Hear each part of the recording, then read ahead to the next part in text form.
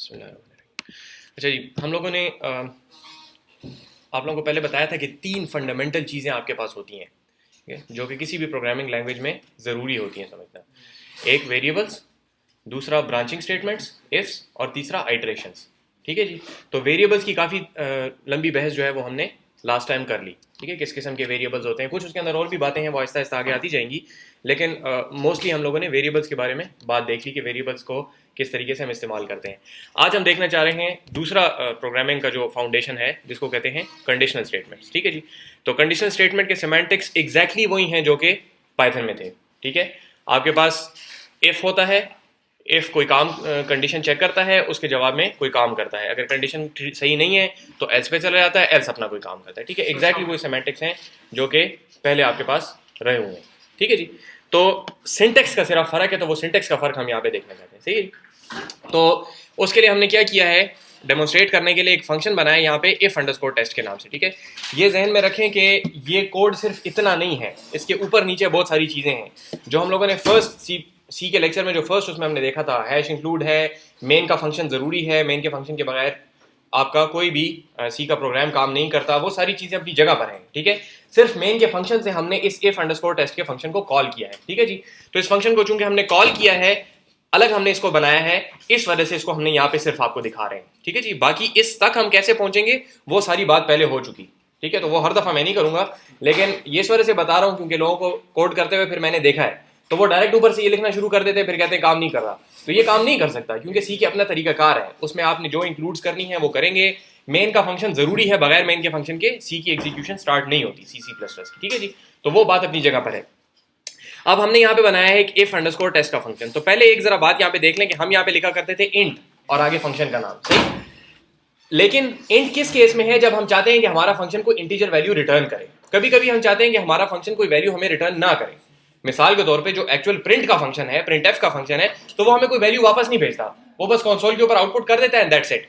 ठीक है, इस तरीके से ये जो हमारा फंक्शन है, ये फंक्शन करता कुछ नहीं है, सिर्फ हम डेमोन्स्ट्रेट करने के लिए, इफ को डेमोन्स्ट्रेट करने के लिए कर रहे हैं, तो ये कोई वैल्यू वापस हमें नहीं भेजता मेन में। तो इस वजह से हमने इसकी जो रिटर्न टाइप है वो रखनी है कि ये कुछ भी वापस नहीं करता। तो कुछ भी नहीं के लिए जो डाटा टाइप हमारे पास C++ में है, दैट इज कॉल्ड वॉइड। ठीक है जी। पाइथन में इसी काम के लिए हमने लफ्ज इस्तेमाल किया था नन, रिटर्न नन। ठीक है, तो नन की टाइप थी नन टाइप। सही है, उसके इक्विवेलेंट यहां पे हमारे पास मौजूद है डाटा टाइप जिसको कहते हैं वॉइड। तो वॉइड का क्या मतलब है कि कोई कुछ भी नहीं। सही है जी। तो यहां पे वॉइड इफ टेस्ट का मतलब है कि इफ टेस्ट नामी जो फंक्शन है ये हमें कोई भी वैल्यू रिटर्न नहीं करता। तो जब हमने वॉइड लिख दिया इसकी रिटर्न टाइप के अंदर, तो अब इसके अंदर हमें रिटर्न लिखने की जरूरत नहीं है। ठीक है जी, यहां तक क्लियर है जी बात। नीचे जाके मैंने एक जगह पे रिटर्न लिखा है, ये रिटर्न मैंने इसलिए लिखा है क्योंकि मैं चाहता हूं कि आपको इतना पोर्शन पहले डेमोन्स्ट्रेट कर दूं, जब ये डेमो हो जाए, हमें नजर आ जाए इसका आउटपुट, तो फिर नीचे जो बाकी की बॉडी है जो और फंक्शन में चल रही है उसमें हम फिर बाद में जाएं। ठीक है, तो ये रिटर्न हमारे फंक्शन में होगा नहीं। ठीक है, इसकी जरूरत यहां पे कोई नहीं है, लेकिन हमने यहां पे ये डाला सिर्फ अपने इस डेमो को चलाने के लिए। ये बात समझ आ रही है जी। अगर ये रिटर्न मैं नहीं लिखूंगा तो ये पूरे फंक्शन की बॉडी एग्जीक्यूट करेगा, तो नीचे और भी चीजें हैं। ठीक है, वो सारी एक साथ में एग्जीक्यूट सिर्फ नहीं करना चाहता। और रिटर्न के आगे देखें, मैंने कुछ भी नहीं लिखा, क्योंकि मैं क्या रिटर्न करना चाहता हूं, कुछ भी नहीं। ठीक है, तो कुछ भी नहीं रिटर्न करना चाहता हूं, तो रिटर्न के आगे मैंने लिख दिया कुछ भी नहीं। अगर मैं जीरो लिखूंगा तो वो कुछ भी नहीं होगा, वो होगा जीरो। ठीक है, तो जीरो और कुछ भी नहीं में फर्क है। तो कुछ भी नहीं जब मैंने यहां पे इसके आगे लिखा है रिटर्न के आगे, तो इसका मतलब है कि ये कुछ भी नहीं रिटर्न करेगा, विच इज वॉइड। ठीक है जी। तो वॉइड डाटा टाइप है कुछ भी नहीं के लिए। ठीक हो गया जी। तो वॉइड डाटा टाइप भी आप इस्तेमाल करते हैं जब आपने फंक्शन से कोई वैल्यू रिटर्न ना करवानी हो। ठीक है जी। पाइथन में तो हमें ऊपर इसलिए नहीं लिखना पड़ता था क्योंकि पाइथन में तो हम रिटर्न टाइप सिरे से लिखते ही नहीं थे, क्योंकि रिटर्न टाइप वहां पे होती ही नहीं है, क्योंकि वेरिएबल की टाइप होती नहीं है, होती है लेकिन हम बताते नहीं है। ठीक है जी। अच्छा, तो चलें इस बहस को छोड़ें, फजूल बहस थी, फजूल नहीं थी, एक्स्ट्रा बहस थी। अभी हम आते हैं अपने वापस इफ की तरफ, कि इफ के बारे में हम क्या बात करना चाहते हैं। तो हमने यहाँ पे एक वेरिएबल बनाया इंटीजर टाइप का जिसकी वैल्यू है 29। सही है, इसको जरा हम पहले चलें 29 ही छोड़ देते हैं। अब आगे हमारे पास है इफ। तो यहाँ पे देखें सेमेंटिक्स एग्जैक्टली वही है जो कि पाइथन में थे। इफ आगे कंडीशन, इफ का ब्लॉक, एल्स आगे एल्स का ब्लॉक, दैट्स इट। सेमेंटिक्स के अंदर कोई फर्क नहीं है। फर्क किस चीज में है, सिंटेक्स के अंदर। इसका सिंटेक्स क्या है कि जो कंडीशनल एक्सप्रेशन आप लिखेंगे उस कंडीशनल एक्सप्रेशन के आगे पीछे आप लोगों ने पैरेंथेसिस लगाने हैं। ठीक है, बस ये सिंटेक्स है, इसके अंदर हम कुछ कर नहीं सकते। ठीक है, जिस तरह इफ को इफ क्यों कहते हैं, ठीक है, अगर AGAR क्यों नहीं लिखते, बस इसमें हम कुछ नहीं कर सकते, बस इफ उन्होंने बताया। इस तरीके से आगे कंडीशन के आगे पैरेंथेसिस बस लगानी है। ठीक हो गया जी। इसके दरमियान में कंडीशनल एक्सप्रेशन के एग्जैक्टली वही सेमेंटिक्स हैं जो कि पहले थे। ठीक है जी, जो पाइथन में उसूल थे वही सारे उसूल हैं, एक्सप्रेशन इवैल्यूएशन के उसूल वही हैं जो कि पहले थे। आगे हम यहाँ पे आगे बॉडी डिफाइन करने के लिए हमारे पास क्या तरीकाकार होता है, ब्रेसेस होती हैं। ठीक है जी, तो एग्जैक्टली उसी तरीके से आपके पास यहाँ पे ब्रेसेस हैं और ब्रेसेस के दरमियान में जो पोर्शन है वो इफ का ब्लॉक है। आगे एल्स है, एल्स के आगे कंडीशन नहीं हुआ करती है, उसके आगे एल्स की बॉडी शुरू हो रही है, तो एल्स का ब्लॉक किस तरीके से डिफाइन होगा, अगेन ब्रेसेस के जरिए से। ठीक है जी, तो ये आपके पास सिंटेक्स बन गया इफ का। तो इफ पैरेंथेसिस के अंदर कंडीशनल स्टेटमेंट और ब्रेसेस के अंदर इफ की बॉडी। ठीक, फिर आगे एल्स अगर है तो एल्स, अगर नहीं लगाना तो एल्स ना लगाएं। अगर आपको एल्स चाहिए, वरना करके अगर आपने कोई बात करनी है तो एल्स, और आगे एल्स की बॉडी ब्रेसेस के जरिए से। अब बॉडी के अंदर अगेन आप जो लिखना चाहें लिख सकते हैं। ठीक है जी, तो सेमेंटिक्स एग्जैक्टली वही है, सिर्फ सिंटेक्स का फर्क है। ठीक है जी, इसको रन करते हैं। क्या आउटपुट आना चाहिए अभी, x is equal to 29, 29 is less than 25, true या फॉल्स, फॉल्स। आप यहां पे आ जाएंगे और सी आउट क्या प्रिंट कर देगा, x is not less than 25। ठीक है जी, hopefully x is not less than 25। ठीक है जी, ये नजर आ रहा है, अभी आ रहा है जी, क्योंकि ये पहले इसने पूरा कोड लिया है और कोड में ऊपर नीचे और भी चीजें लिखी हुई हैं। ठीक है, ये सारे का सारा कोड इसने लिया है, कंपाइलर को दिया है, कंपाइलर ने उसमें मशीन कोड में ट्रांसलेट किया, उसके बाद मशीन को दिया और मशीन ने एग्जीक्यूट करना शुरू किया। तो सिर्फ ये पोर्शन ही एग्जीक्यूट हो रहा है, दरमियान में और भी बड़े काम हो रहे हैं। ठीक है, शुरू में आपको बताया था कि कंपाइलेशन में मसला ये है कि कंपाइलेशन शुरू में थोड़ी स्लो होती है, लेकिन जब एक दफा आपने मशीन कोड बना दिया तो फिर वो एग्जीक्यूशन बड़ी तेज होती है। ठीक है, सही है, गुड क्वेश्चन। अच्छा जी, लेकिन अगली दफा शायद थोड़ा सा तेज काम करेगा, नहीं, अच्छा थोड़ा सा तेज, सही है। असल में कंपाइलेशन तो इसने करनी है ना, ठीक है, इसको तेज करने के तरीके हैं, लेकिन हमारे कोर्स के स्कोप से बात, वो इंटरप्रेटर था तो आप एक स्टेटमेंट उसको देते थे और ठस करके वो उसको रन कर देता था सिर्फ। ठीक है, तो उसको ट्रांसलेशन सिर्फ उतनी सी करनी पड़ती थी, जबकि इसको अभी पूरा मजमून ट्रांसलेट करना पड़ रहा है। सही, अच्छा इसको अगर मैं कर दूं 24, फिर क्या करेगा आउटपुट ना, आउटपुट क्या करेगा, हाँ जी, ट्रू बात सही है, लेकिन सवाल का जवाब नहीं है। x इज लेस देन 25, अगर मैं इसको 25 कर दूं तो फिर क्या करेगा, मुझे मत देखें, उधर देखें, उधर देखें, देखें, कोई नई बात मैं आपसे नहीं पूछ रहा हूं, वही जो हमने पहले जो दो किए हैं वही काम एग्जैक्टली अभी दोबारा आप करेंगे। x is equal to 25, 25 is less than 25, true और फॉल्स, फॉल्स, लेस देन 25 तो नहीं है ना, बराबर है, फॉल्स, फॉल्स में हम कहाँ आ गए, एल्स में, एल्स में आउटपुट हो जाएगा। ठीक है, कोई नया उसूल नहीं है, उसी उसूल को अप्लाई करने की बात है। और ऐसे ठस करके एरर मत बोल दिया करें। सेशनल में मैं जब चेक कर रहा था तो कुछ लोग इस तरह थे कि हर दूसरी बात में लिखा हुआ this is an error, this is an error, तो मैं सारा पेपर तो एरर पे नहीं दूंगा ना, कुछ बातें सही भी करूंगा ना बीच में। ठीक है, तो हर बात एरर नहीं होती है, एरर आमतौर पे हमारा कसूर होता है। एनीवे, यहाँ तक क्लियर है जी। अच्छा, तो इसको हम कर देते हैं कमेंट आउट, आगे चलते हैं। अच्छा जी, हम लोगों ने पाइथन में देखा था कि हमारे पास बूलियन एक डाटा टाइप थी, ठीक है, जो कि दो वैल्यूज ले सकती थी। कौन सी वैल्यूज, ट्रू या फॉल्स। ठीक है जी, तो true with capital T, false with capital F. सही है जी, छोटे टी से और छोटे एफ से वो नहीं समझता था इसमें। सही है, इस तरीके से हमारे पास यहां पे भी बुलियंस होते हैं, लेकिन आमतौर पे C++ के अंदर जो इस्तेमाल किया जाता है बुलियन मकासद के लिए, ट्रू फॉल्स के लिए, वो होते हैं इंटीजर नंबर्स। ठीक है, तो इंटीजर्स को ही हम ट्रू फॉल्स के लिए इस्तेमाल करते हैं। इंटीजर्स को कैसे ट्रू फॉल्स के लिए इस्तेमाल करेंगे, हम कहेंगे कि अगर मुझे 0 मिला जिस जगह पे मैंने ट्रू या फॉल्स का डिसीजन लेना है, अगर मुझे 0 मिला उस जगह पे तो मैं कहूंगा कि ये फॉल्स है, और बाकी हर केस जो है -1 है, -20 है, +1 है, +30 है, और जो भी वैल्यूज हैं 0 के अलावा, all of them are true. समझ बात कीजिए। तो इंटीजर को अगर हम देख रहे हैं और हम कहें कि नहीं जी इससे अब मैंने ट्रू या फॉल्स वैल्यू निकालनी है, तो 0 is false, everything else is true. सही है जी, तो देखिए मैंने कहा int v is equal to 0, सही, और यहां पे मैंने लिखा इफ v, तो v तो कोई कंडीशनल एक्सप्रेशन तो नहीं है, लेकिन v को हम इवेल्युएट करेंगे, क्या जवाब आएगा, 0। ठीक है, अब इस जगह पे मुझे चाहिए बुलियन या ट्रू या फॉल्स, इफ को और कोई तीसरी चीज पे इफ नहीं समझता, मुझे चूंकि ट्रू या फॉल्स चाहिए, तो इंटीजर आ गया 0, तो 0 को मैं क्या कंसीडर करूंगा, ट्रू या फॉल्स में से एक वैल्यू मैंने लेनी है, कौन सी लूंगा, फॉल्स। ठीक है, तो इफ यहां पे आ गया फॉल्स, तो हम कहां आ जाएंगे, एल्स के अंदर। ठीक है, तो आउटपुट क्या होगा, v इज फॉल्स। सही है जी, और every other value is true. अगर मैंने 1 लिया तो v आया 1, ये हो गया ट्रू, और हम यहां पे आ गए तो v इज ट्रू। मैं इसको कहता हूं -1, वी स्टिल ट्रू फुली, ठीक है जी। -10333, ठीक है, true. Everything other than 0 is true, 0 is false. Sir एक बार फिर से समझा देंगे, ये कंडीशन तो हमने दी नहीं। देखिए हमने यहाँ पे कंडीशन दी नहीं है, लेकिन ये जगह कंडीशन की है। इफ के आगे जो पैरेंथेसिस होते हैं उसके अंदर क्या चीज होती है, जगह पे कंडीशन होती है ना। तो हमने कंडीशन नहीं दी, यहाँ पे है वी, लेकिन इफ को चाहिए कंडीशन, सही है जी। और इसको मिल गया यहाँ पे लेट्स से 0।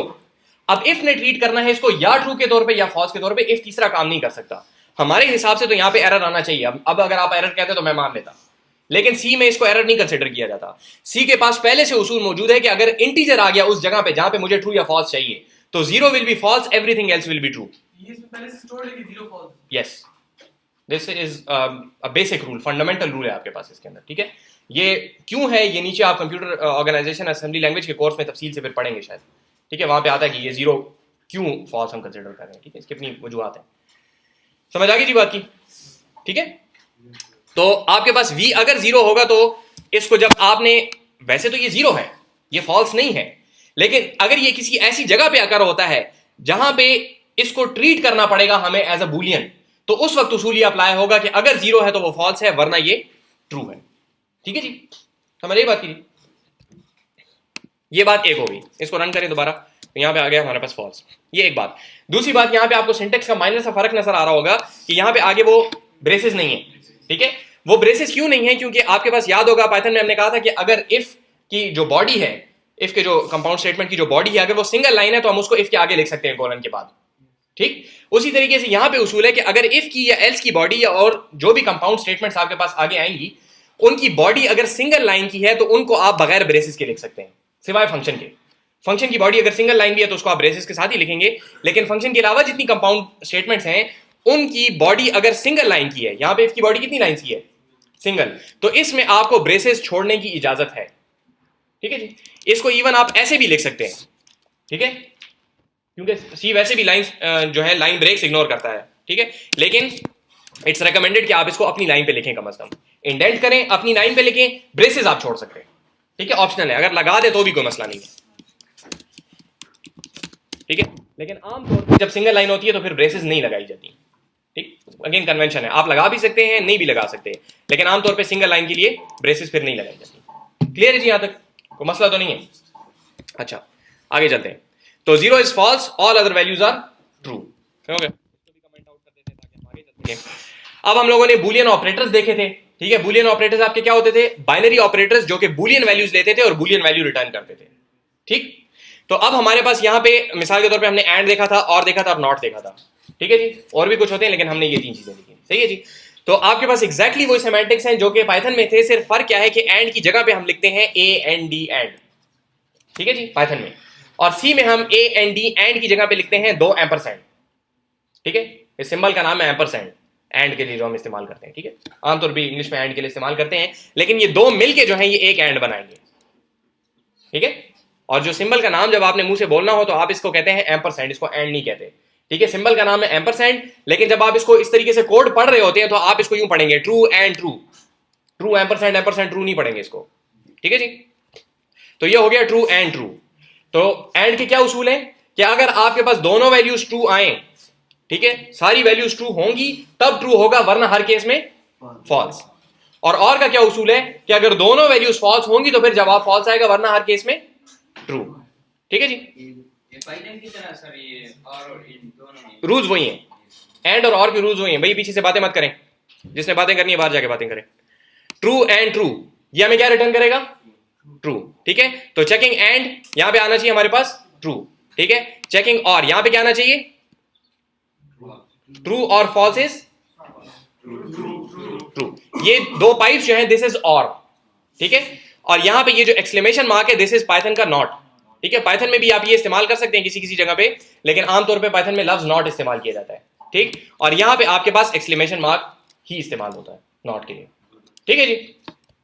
अच्छा जी, तो यहां पे हम एक्सपेक्ट कर रहे हैं कि आउटपुट आएगा ट्रू, इसको फॉल्स कर देते हैं ताकि हम एक्सपेक्ट करें कि आउटपुट आएगा फॉल्स, और यहां पे हमारे पास आउटपुट आएगा false, not true is false, ठीक है जी। उल्टा कर देंगे उसको, इसको रन करते हैं, लेकिन थोड़ा सा फर्क आएगा, तो ध्यान दें इस तरफ। हमारे पास आउटपुट क्या आ रहा है, चेकिंग एंड की जगह पे आया है 1, ट्रू एंड ट्रू से क्या निकला 1, असल में निकला ट्रू है, लेकिन सी आउट का तरीकाकार ये है कि सी आउट जब आउटपुट करता है तो वो ट्रू को 1 आउटपुट करता है और फॉल्स को 0 आउटपुट करता है। ठीक है, बस सी आउट का ये तरीका है, लेकिन ये इस वजह से प्रॉब्लमेटिक ज्यादा नहीं है क्योंकि आमतौर पे बूलियन वैल्यूज को हम आउटपुट नहीं किया करते। ठीक है, आमतौर पे आपको कोड में बूलियन वैल्यूज आउटपुट होती हुई नजर नहीं आती, तो ये इतना बड़ा कोई इशू नहीं है। ठीक है, लेकिन ये आपने ध्यान में रखना है कि अगर आपको कोई कहे कि ट्रू एंड ट्रू से क्या आउटपुट निकलेगा तो वो आएगा 1। ठीक है, एक्चुअल ट्रू लिखा हुआ आपको आउटपुट नहीं मिलेगा। सही है जी, समझ आ गई बात की। रिटर्न मैं इस वजह से यहाँ पे डाल रहा हूँ, देखें ऊपर यहाँ पे रिटर्न क्यों डाला हुआ था, ताकि ये वाला कोड एग्जीक्यूट ना हो। यहाँ पे जब रिटर्न आएगा तो फंक्शन से वापस बाहर चले गए हम, जब फंक्शन से वापस बाहर चले गए तो नीचे चीज एग्जीक्यूट नहीं होगी। मैं इसलिए हर जगह पे रिटर्न लगा रहा हूँ ताकि उससे नीचे ना जाइए। ठीक है, बेसिकली एक ब्लॉक लगा रहा हूँ कि बस यहाँ तक एग्जीक्यूट करो इस फंक्शन को, बस फिर वापस चले जाओ, ताकि वो सारा देखेंगे, सारा अगर शुरू में याद था तो फिर मुझे कहना पड़ता कि यहाँ तक देखें, आगे मत देखें। क्लियर है जी? सर इसमें मतलब जैसे पाइथन में हम वो हैश लगा देते थे पूरे कोड रेस करके, वो इसमें जी वो ये 2 स्लैश हैं।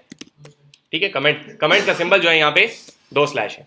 सर टी भी कैपिटल था, फॉल्स का ट्रू। हाँ, यहाँ पे देखें, यहाँ पे टी जो है छोटा है, पाइथन में कैपिटल टी से वो समझता है, ये छोटे टी से समझता है, इसको बड़े टी का नहीं पता। इसको देखिए, अगर मैं कैपिटल टी कर दूं तो ये ब्लैक हो गया है। ठीक है जी, सही है जी। तो आपके पास यहाँ पे छोटे टी से ट्रू है, छोटे एफ से फॉल्स है। सही है जी, मसला तो नहीं है, ये मसला है लेकिन बस ठीक है, इसमें हम कुछ कर नहीं सकते। ठीक है, सी वाले पाइथन वालों की बात नहीं मानते, पाइथन वाले सी वालों की बात नहीं मानते। ठीक है, दोनों की आपस की लड़ाई है, हम गरीब लोग हैं बीच में, हम क्या कर सकते हैं। ठीक है जी, समझ आ गई बात की। अच्छा आगे चलें सर जी।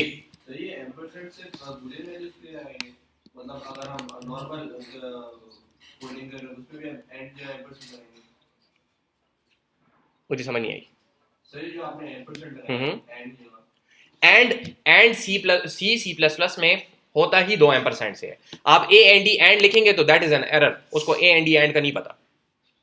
ठीक है, हाँ अब स्ट्रिंग में यहाँ पे मैंने एंड लिखा है, लेकिन ये तो स्ट्रिंग है ना, इसमें तो मैं जो लिखना चाहूँ लिखूंगा। ठीक है, इसमें तो मैं एक्स वाई जेड भी लिखूंगा तो कोई फर्क नहीं पड़ता। सही सही हो गया।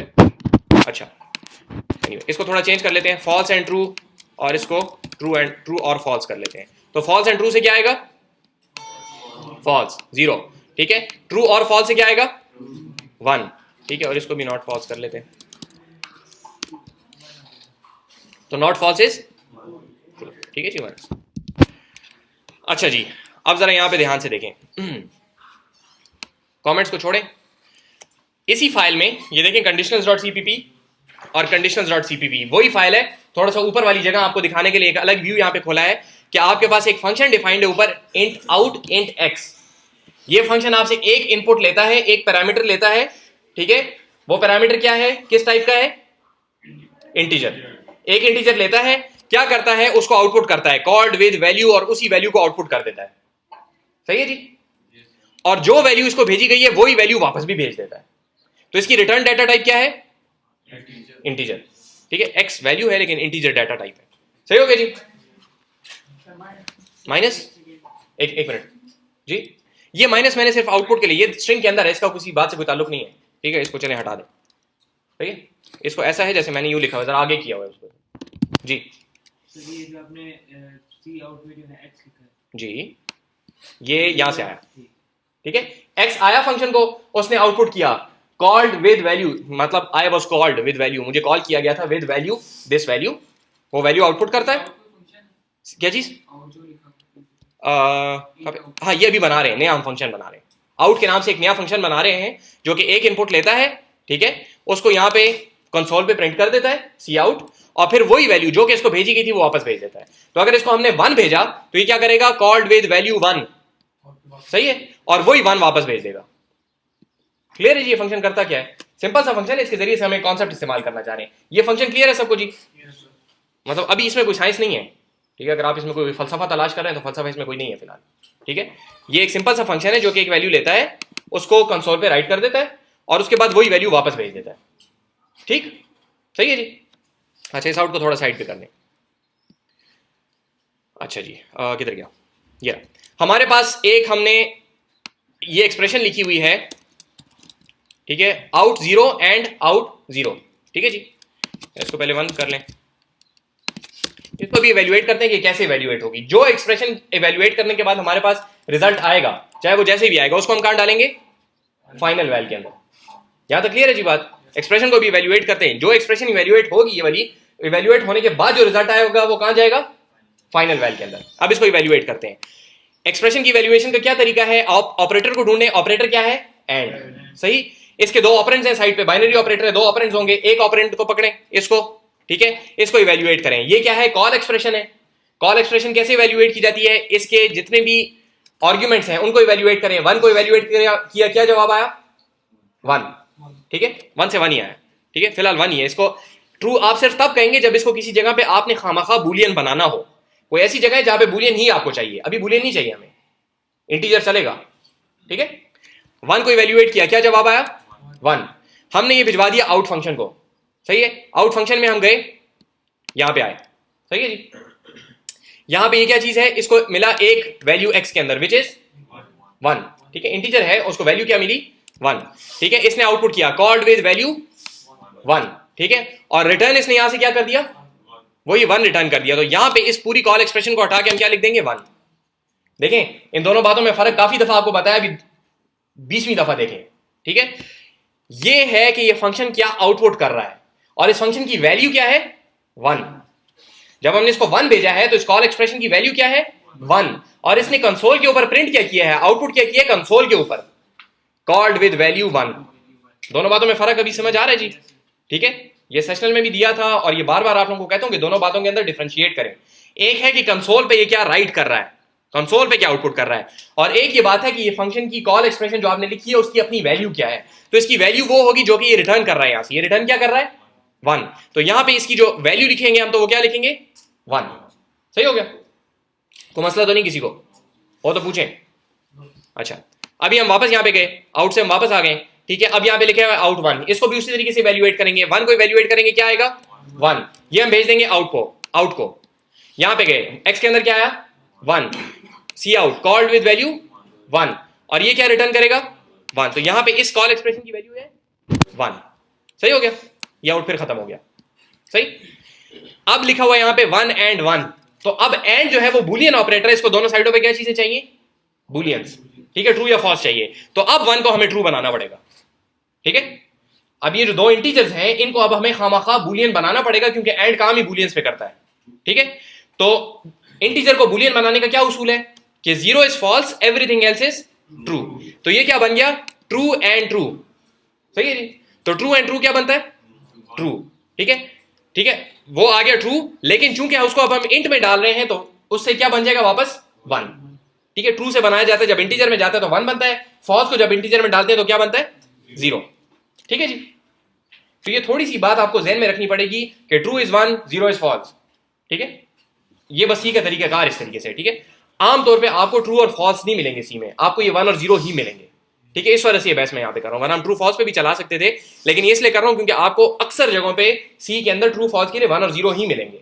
C++ ने ट्रू और फॉल्स की बूलियन टाइप ऐड की है, लेकिन कोई इस्तेमाल नहीं करता उसको, ठीक है जी। अक्सर लोग नहीं इस्तेमाल करते, होता है ऐसा नहीं है कि बिल्कुल इस्तेमाल नहीं होता। सर इसमें अगर 1 and 1 दिया, 2 and 1 अगर दे सर, 2 and 1 देंगे तो 2 को आपने खामखा अगर बूलियन बनाना है तो 0 is false, everything else is true. तो नहीं सर फाइनल वैल्यू के अंदर क्या होगा? यहां पे देखिए, अगर आपने लिखा 2, ठीक है, 2 को बनाए बूलियन, क्या बन जाएगा इसे? ट्रू, ठीक है। True and true is final result क्या आ गया? ट्रू, फिलहाल ट्रू आ गया। अब ट्रू को जब आपने इंटीजर में डालना है तो ट्रू हमेशा बनाया जाएगा 1। जब आप बूलियन से इंटीजर की तरफ जाते हैं तो हमने ये कहा ना कि 0 इज फॉल्स, वो तो मसला नहीं है, लेकिन एवरीथिंग एल्स इज ट्रू। तो अब एक वैल्यू हमने बनानी है ना, तो बस वो कन्वेंशन ये ली गई है कि 1 लेते हैं हम उसको, ठीक है जी। तो इंटीजर के अंदर जाएगा 1, ट्रू को पहले चेंज करेंगे 1 में और 1 को डाल देंगे। सर if की कंडीशन लगा है कि 1 is less than 2, फिर एग्जैक्टली, लेकिन 1 इज लेस देन तो इंटी आपसे नंबर्स लेता है ना। एक्चुअल 1 इज लेस देन 2, तो वो ट्रू या फॉल्स हमें रिटर्न करेगा, उसको अगर आप किसी जगह पे डालेंगे तो वो फिर 1 बन जाएगा, ठीक। ये तो पुराना कॉन्सेप्ट है, इसको तो अभी हम सिर्फ रन करके देख रहे हैं, ठीक है। कॉन्सेप्ट जी, वैल्यू सर नेगेटिव में उससे मतलब 1 और minus still any negative positive value anything other than 0 is a true, ठीक है, इंटीजर में। अच्छा जी, देखें यहाँ पे ये बात क्लियर है जी। तो इसको क्या आउटपुट करना चाहिए? शुरू से बोलें, called with value 1, called with value 1, final value 1। ठीक है जी, ये करना चाहिए इसको। Called with value 1, called with value 1, final value 1। ठीक है, जो हम एक्सपेक्ट, आउट ना लिखे तो खाली 1 लिख देना। हाँ लेकिन मैं असल में ये कह रहा हूं कि ये मकसद नहीं है, इससे आगे जो हम काम करने चाह रहे हैं वो मकसद है, इसलिए हमने इस तरह लिखा है। डायरेक्ट 1 भी लिखेंगे तो यही बात होगी, लेकिन हम कुछ और करना चाह रहे थे। मकसद क्या है कि देखें ये कॉल्ड विद वैल्यू कहां से हुआ है, ये उस फंक्शन के अंदर से आउटपुट हुआ है ना, तो इसलिए हमने फंक्शन लिखा है। अगर वो ना लिखते तो फिर ये नहीं आता। ठीक है, देखें अभी हम क्या करते हैं, यहां पे इसको कर देते हैं 0। तो दोबारा देखें, इसको हम इवैल्यूएट करने की कोशिश करेंगे। एंड के 2 ऑपरेंड्स हैं, पहले ऑपरेंड को पकड़ें। पहला ऑपरेंड क्या है, कॉल एक्सप्रेशन है। कॉल एक्सप्रेशन के पहले आर्गुमेंट को पकड़ें, वो क्या है 1, 1 को इवैल्यूएट करें, क्या जवाब आएगा 1। सही है, यहां तक तेज बोला है, समझ आ गई। अच्छा, आउट को आपने ये भिजवाया, यहां पे आउटपुट आएगा कॉल्ड विद वैल्यू 1 और रिटर्न 1। यहां पे क्या चीज आ जाएगी 1। सही है जी, और आउटपुट क्या हो गया, कॉल्ड विद वैल्यू 1, कंसोल पे आउटपुट हो गया। अच्छा, आउट 0, 0 हमने एक्स में भिजवाया है, क्या आउटपुट करेगा कॉल्ड विद वैल्यू 0। ठीक, और रिटर्न क्या कर देगा 0। तो यहां पे आ जाएगा 0, 1 एंड 0 इज फॉल्स। फॉल्स को जब हम यहां फाइनल वैल्यू में डालेंगे तो क्या हो जाएगा 0। ठीक है, अच्छा, called with value 1, called with value 0, final value 0। अभी भी क्लियर है जी। अच्छा, अब एक तीसरा काम करते हैं, अब इसको 0 करते हैं, इसको 1 करते हैं। अब ध्यान दें, इधर ये कॉन्सेप्ट है जो हम देखना चाह रहे थे, अभी तक पुरानी बात थी, अब नई बात आएगी। हमने कॉल किया आउट 0 एंड आउट 1। इवैल्यूएशन का क्या तरीका है, ऑपरेटर को देखें, इसके 2 ऑपरेंड्स हैं। पहले लेफ्ट साइड वाले को इवैल्यूएट करेंगे, आउट 0। आउट 0 क्या करेगा, यहां पे जाएगा, आउटपुट क्या करेगा कॉल्ड विद वैल्यू 0, रिटर्न क्या कर देगा 0। यहां गया 0, फिर यहां गए आउट 1, ये यहां पे गया एक्स के अंदर 1, कॉल्ड विद वैल्यू 1, ये क्या रिटर्न कर देगा 0 एंड 1 इज 0। हाँ, बस डायरेक्ट भी बोल सकते हैं आप लोग। ठीक है, 0 हो गया। फाइनल वैल्यू में क्या गया 0। हम क्या एक्सपेक्ट करें कि क्या आउटपुट आएगा, called with value 0, called with value 1, final value 0। यहां तक एग्रीड है सारे, आउटपुट हम ये एक्सपेक्ट कर रहे हैं। ठीक है, अब देखें यहां पे होता क्या है, कॉल्ड विद वैल्यू 0, लेकिन वो कॉल्ड विद वैल्यू 1 नहीं आया बीच में, डायरेक्ट फाइनल वैल्यू आ गया। ये क्या हुआ है बीच में,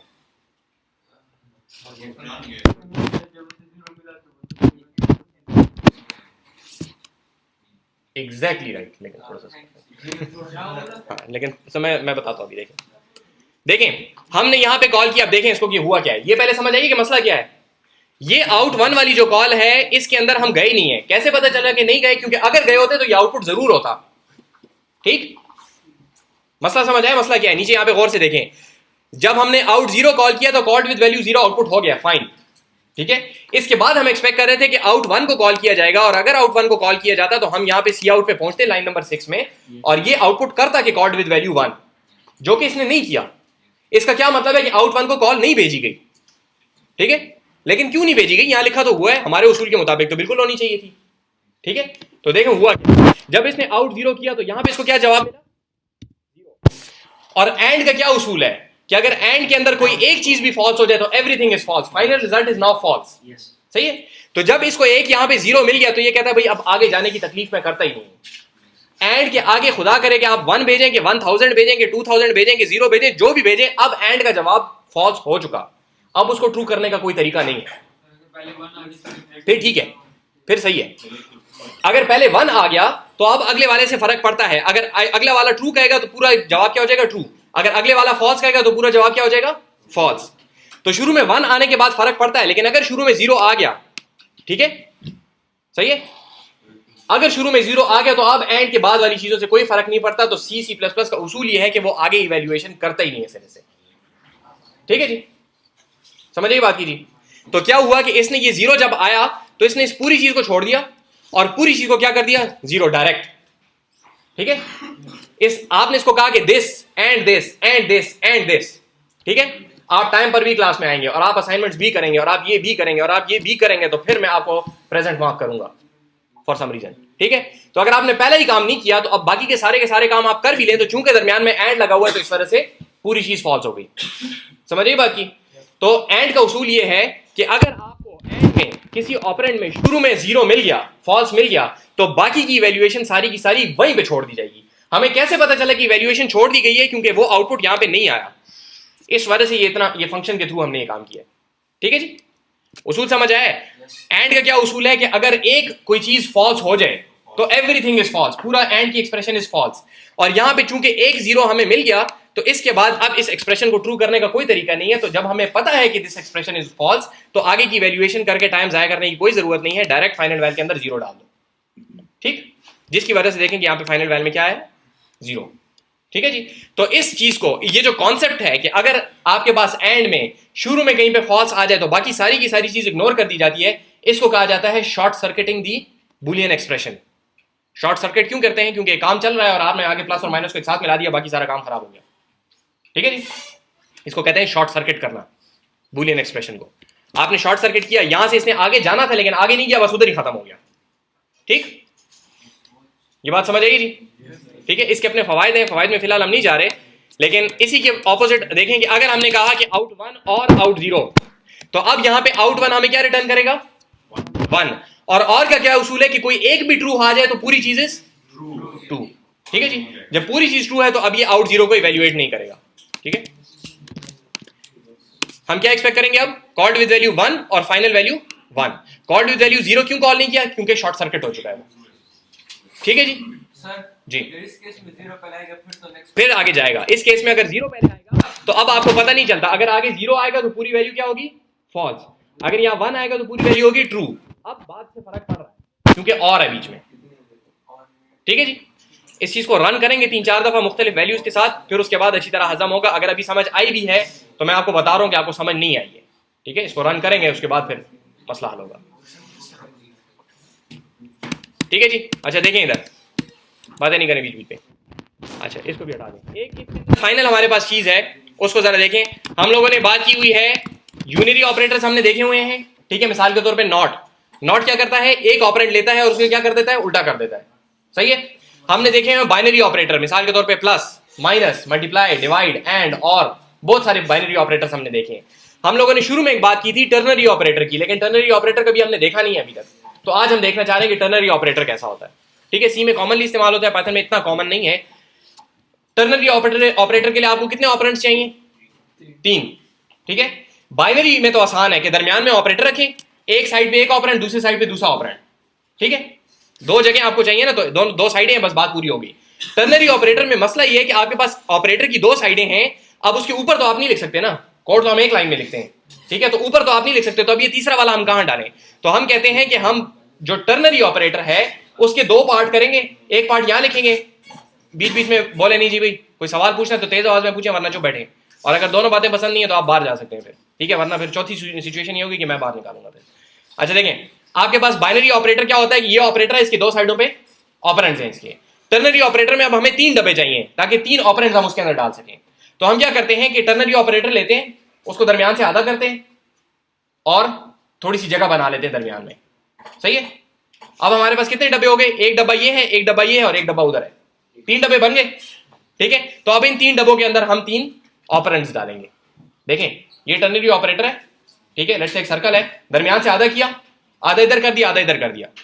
तो अब एक जगह ये है, एक जगह ये है और एक जगह इससे बाहर है। 3 डब्बे बन गए।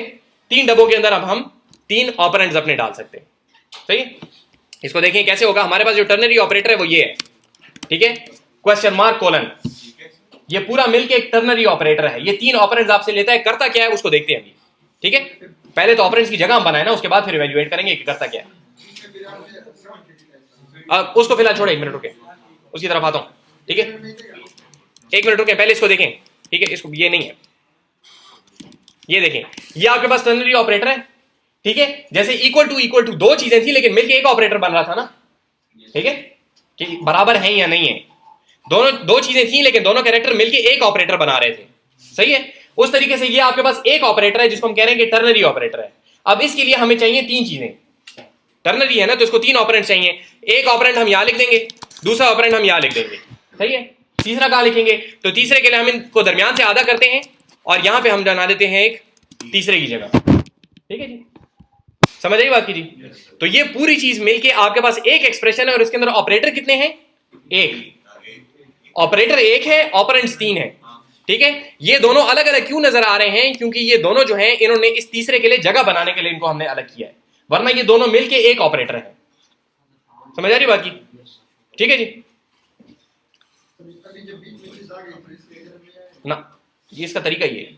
अभी जब सी को बीच में कहते हैं नॉट इक्वल उसके अंदर बीच में वहां पे आप, लेकिन यहाँ पे आप कर सकते हैं क्योंकि टर्नरी ऑपरेटर का तरीका ही है जी। सी को बीच में तो ठीक है, कोई फर्क नहीं पड़ता, सिर्फ बताने के लिए करेंगे तीन चीजें। सर नहीं अगर सर किसी को भी नहीं लगाया सिंटेक्स इसी तरीके से है, सिंटेक्स इस तरह है, तो तीन चीजें आपको लगानी पड़ेंगी क्योंकि टर्नरी ऑपरेटर इसको तीन ऑपरेंट चाहिए।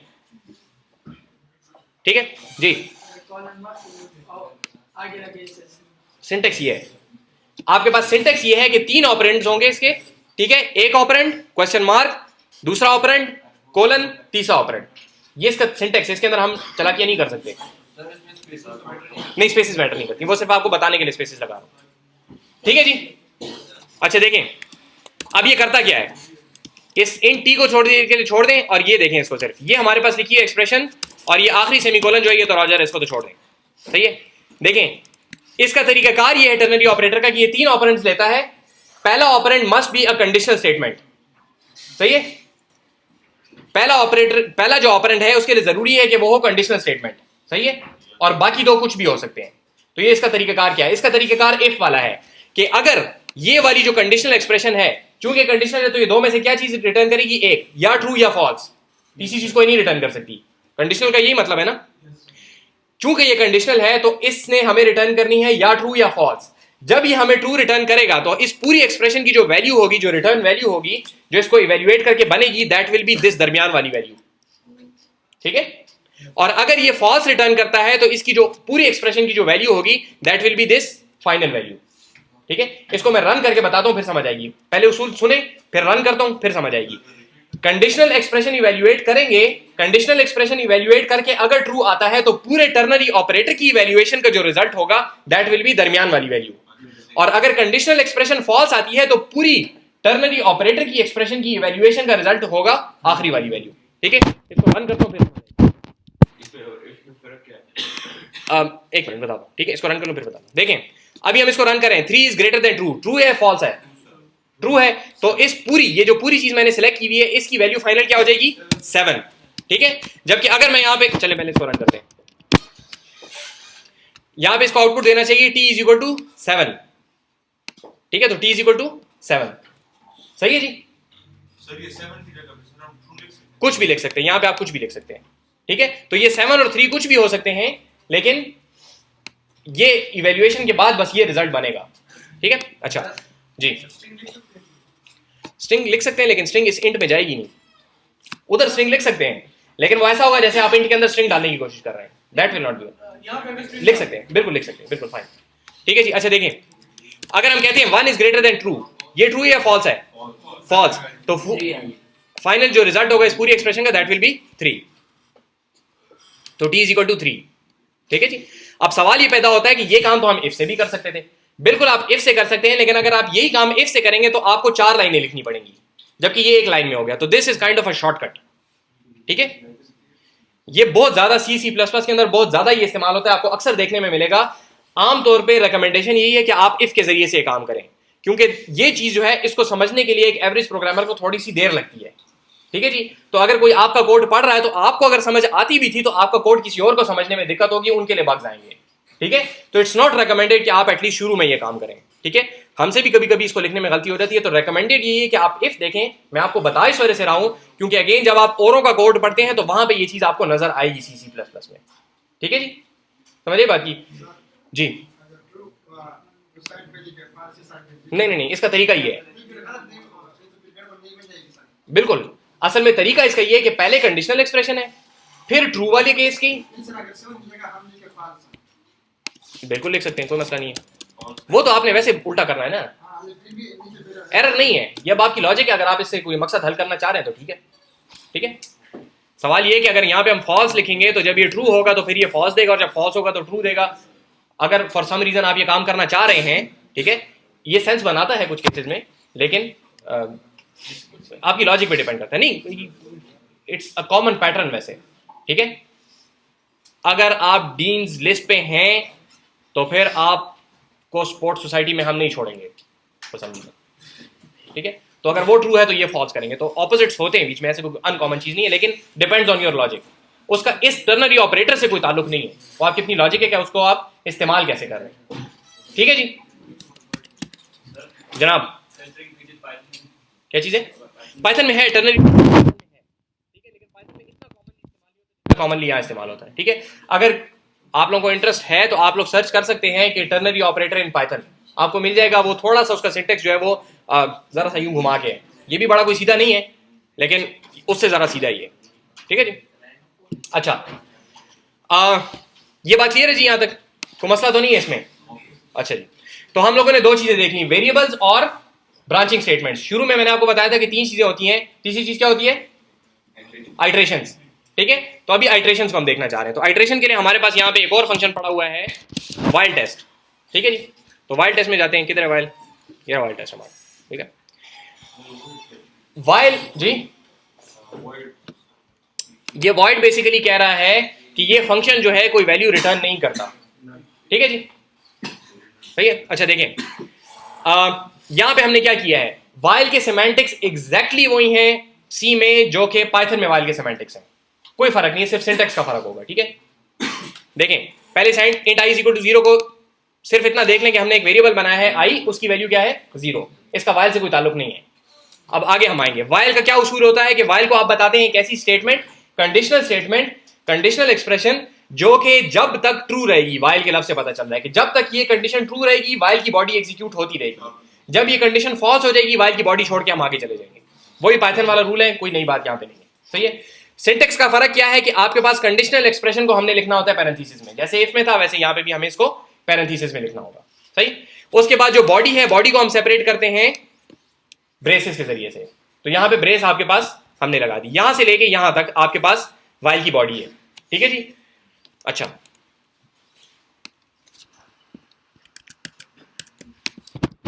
अभी जरा इसको एक नजर देखें जरा, पहले मैं आप लोगों को ये बता दूं, अगर ये इस तरीके से हो तो आपको कैसे पता चलेगा कि वाइल की बॉडी कहां से कहां तक है? हाँ, ये आप गिनेंगे बैठ के, आप पैरेंथेसिस गिनेंगे कि ये ब्रेस जो है ये इस वाइल के साथ है या ये वाली ब्रेस वाइल के साथ है। ठीक है,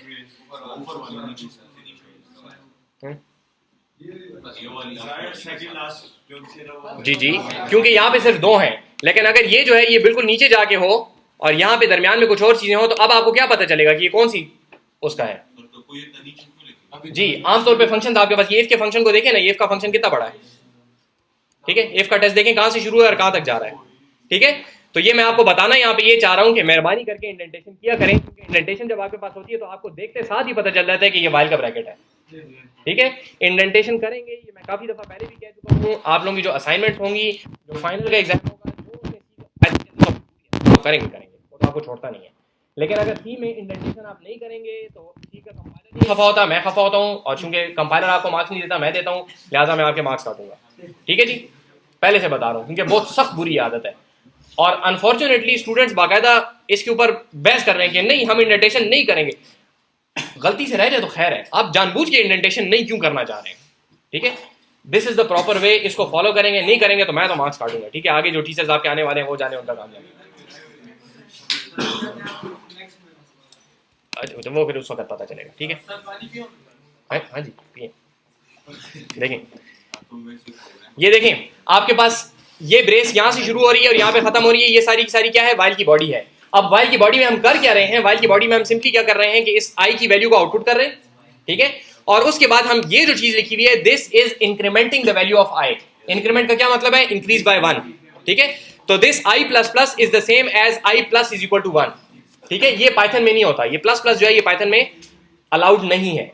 ठीक है, I plus plus is exactly the same as I plus is equal to 1 which is exactly the same as I is equal to I plus 1। ठीक है जी, तो ये सिंटेक्स है, ये आपको बस पता होना चाहिए।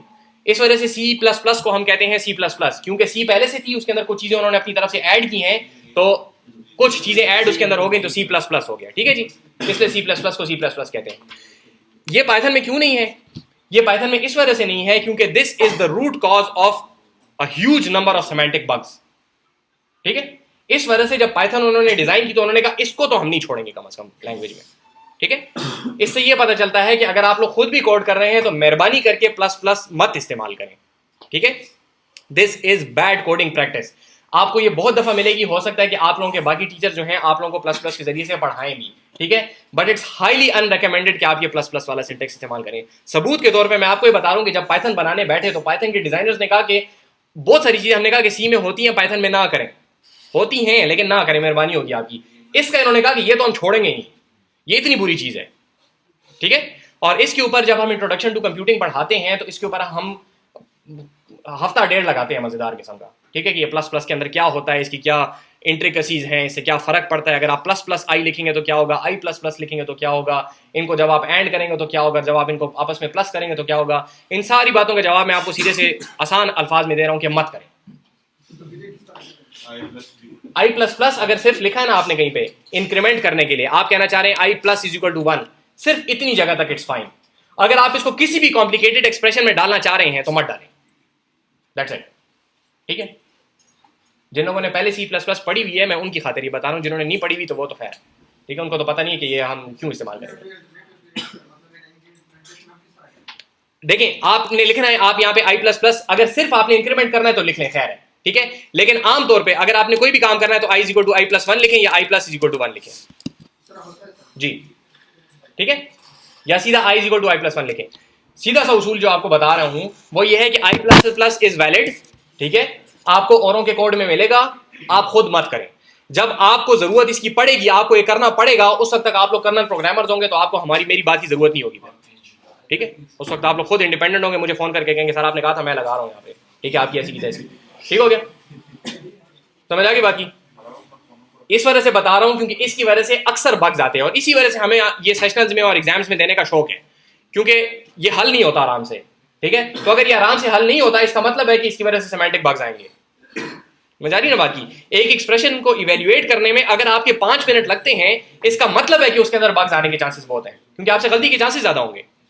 मजा आ रही है, सर मतलब ये इंक्रीमेंट करने के लिए डिक्रीमेंट करने के लिए माइनस माइनस से डिक्रीमेंट मल्टीप्लिकेशन और डिवीजन उनके लिए नहीं है, ये कॉमन ऑपरेशन है इसलिए इनके लिए ये सिर्फ कॉमन ऑपरेशन है इसलिए, ठीक है जी। अच्छा देखें यहाँ पे जरा वापस आ रहे हैं प्लस प्लस की बुराइयों के बाद, हम कर क्या रहे हैं, हमने वाइल का लूप चलाना है आई के ऊपर, आई जब तक 5 से कम रहेगा तब तक ये लूप चलता रहेगा, सही।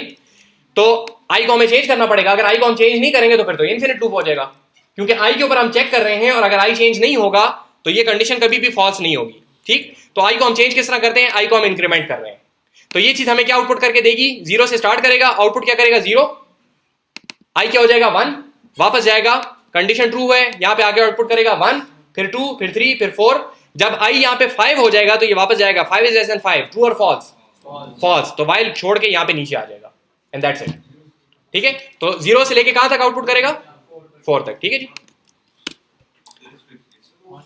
0 1 2 3 4। 5 को आउटपुट क्यों नहीं किया, क्योंकि 5 वाले केस में ये चीज कंडीशन फॉल्स हो गई थी, सही है। ये सिंटेक्स क्लियर है जी, ठीक है, आउटपुट क्लियर है, कहां से आया, क्या आया आउटपुट। अब देखिए इसमें हमने 3 काम किए हैं। नंबर 1 हमने आइट्रेशन वेरिएबल को इनिशियलाइज किया, किस वैल्यू से, 0 से, 0 से हमने आइट्रेशन वेरिएबल आई को इनिशियलाइज किया। दूसरी चीज हमने वो कंडीशन लगाई कि कब तक ये लूप चलता रहेगा, ठीक। और तीसरा काम हमने ये किया कि हमने आइट्रेशन वेरिएबल को इंक्रीमेंट किया। 3 चीजें की है ना, गौर से कोड को देखें, दरमियान में एक आउटपुट किया तो उसका लूप से कोई ताल्लुक नहीं है, उस आई के साथ आप कुछ भी कर सकते थे, हमने सिर्फ आउटपुट किया है, ठीक है। हमने 3 काम किए, आइट्रेशन वेरिएबल को इनिशियलाइज किया, हमने वो कंडीशन बताई कि कब तक ये लूप चलता रहेगा, और नंबर 3 हमने आइट्रेशन वेरिएबल को इंक्रीमेंट किया है, सही है, कोई मसला तो नहीं है। ये आउटपुट कर रहा है, ये आई की वैल्यू को सिर्फ आउटपुट कर रहा है और न्यू लाइन इंसर्ट कर रहा है, तो ये आई की वैल्यू पहले 0 आउटपुट हो गई और फिर न्यू लाइन आ गया, फिर 1 वैल्यू हो गई, फिर न्यू लाइन, फिर 2 वैल्यू नहीं और फिर न्यू लाइन, ठीक है जी।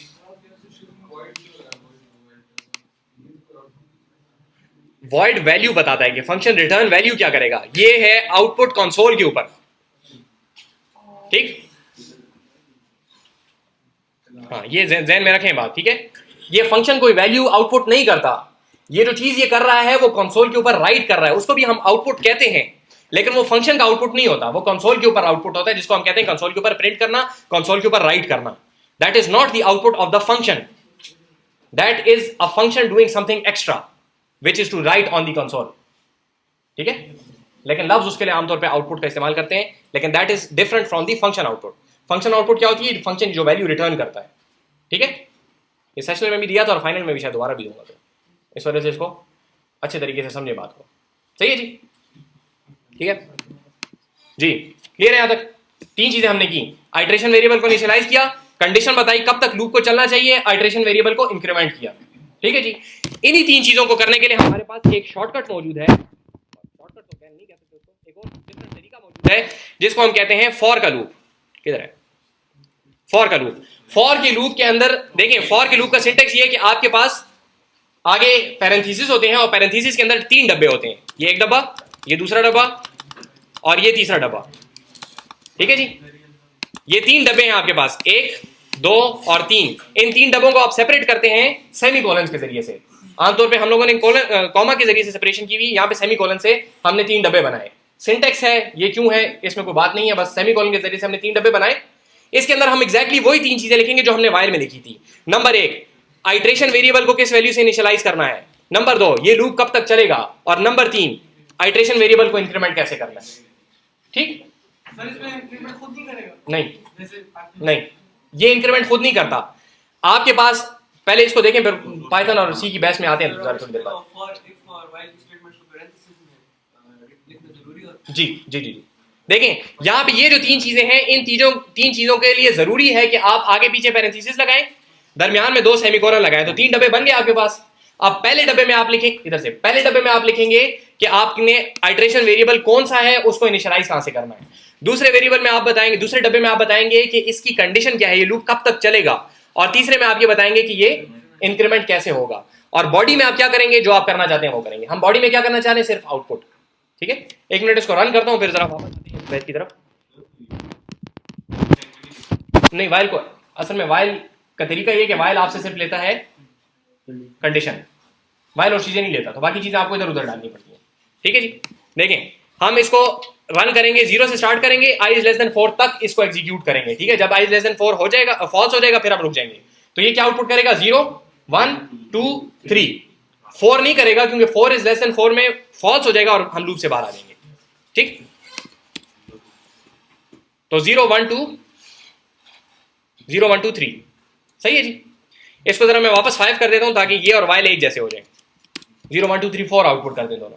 ठीक है, अच्छा अब देखें, इन दोनों को मैं सामने सामने रखता हूं, इसको हटा दें, कोई जरूरत नहीं है हमें।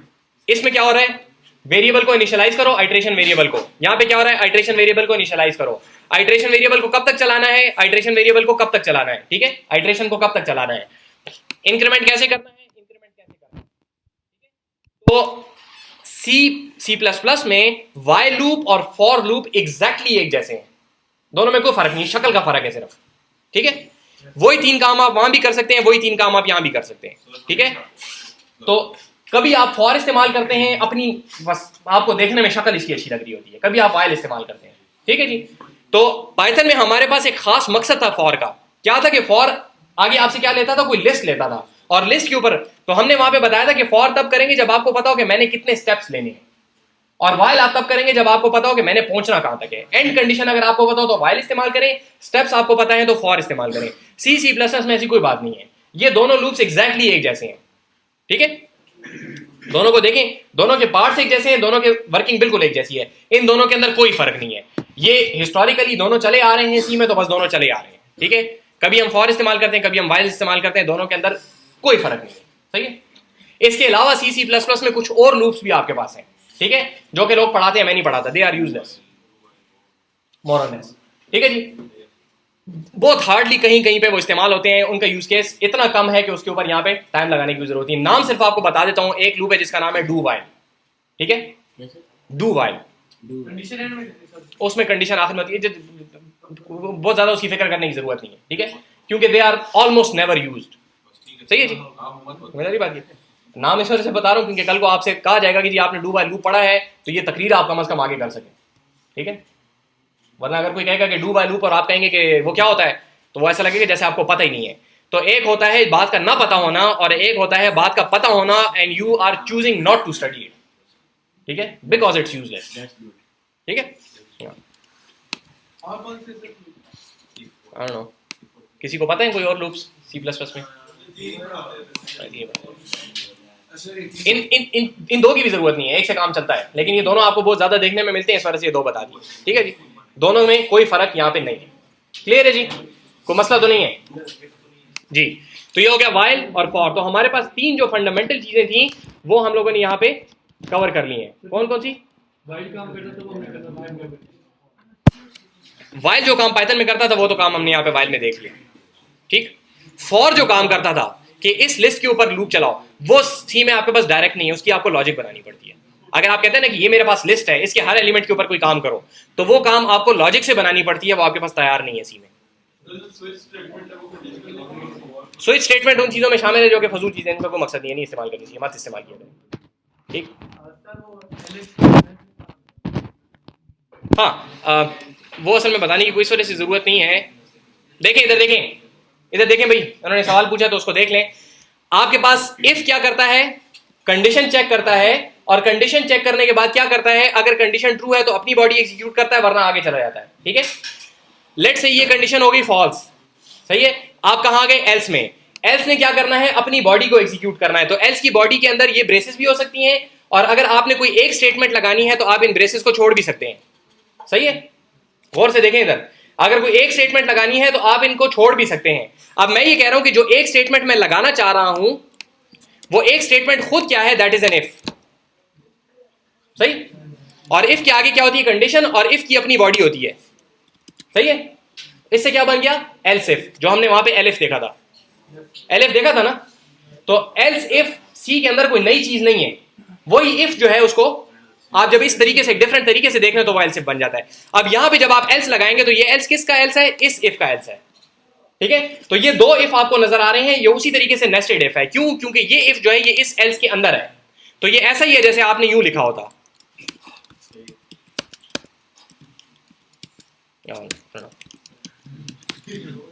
ठीक है जी,